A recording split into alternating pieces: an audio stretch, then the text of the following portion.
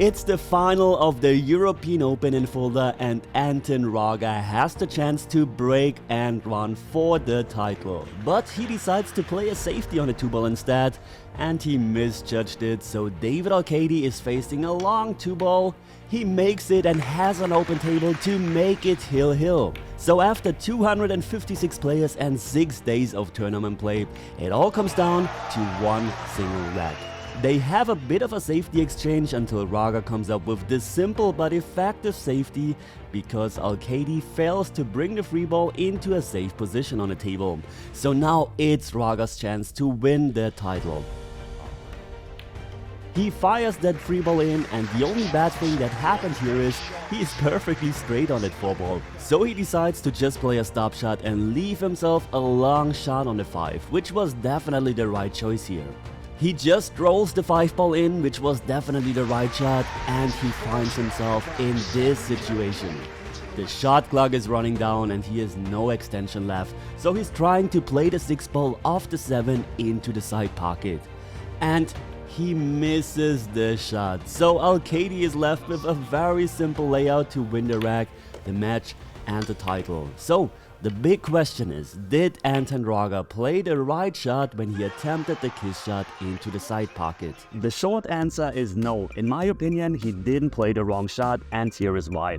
First of all, in the rack before, he had an open shot on the 2-ball to win this match, to get the title.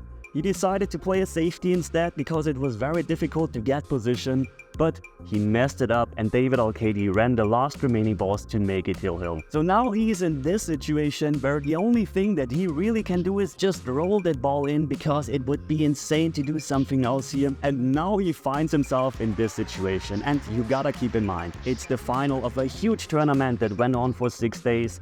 It's the final rack, he just has 30 seconds to make up his mind and to execute the shot.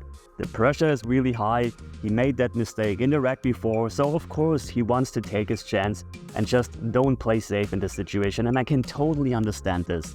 But in my opinion, he executed the shot the wrong way, and this is the mistake he actually made. Because the 7-ball is actually in a pretty awkward spot here. If the 7 would have been just a bit more in this direction, the whole shot would have become a lot easier.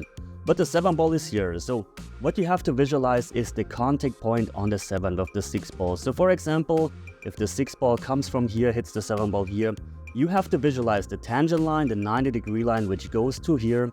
But the huge problem that he did here is, if you're hitting that ball too soft, then the 6-ball will actually roll forward, leave the tangent line and hit the point of the 6-ball.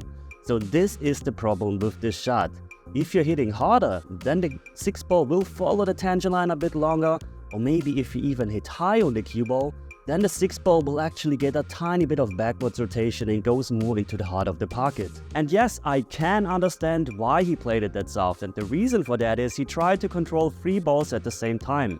First of all, of course, he tried to make the 6-ball, then he also tried to control the cue ball by playing the stop shot, leaving the cue ball here.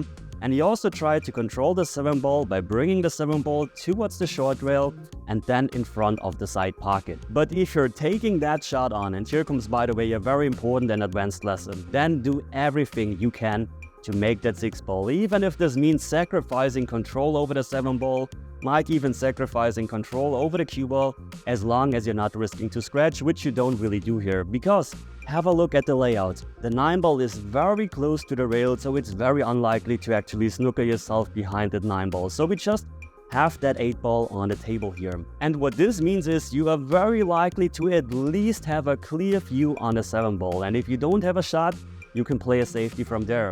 And I know some people would say, well, play a safety right away, stay in control.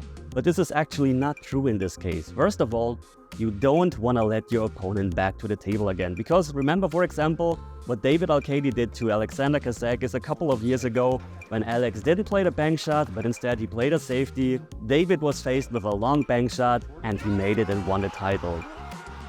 So you don't want to let your opponent back to the table, and the other thing is you can actually have a clear shot on a 7-ball. So you're basically in a match-winning position with a good chance to actually have a shot on the 7-ball, and if not, to play a safety from there. So it's basically a free shot, because basically nothing bad can happen. So this is why in this situation, you are taking this shot on. Okay, let's have a look and see what happens if I'm just taking that shot on and just concentrate on that 6 ball. And do we have a shot?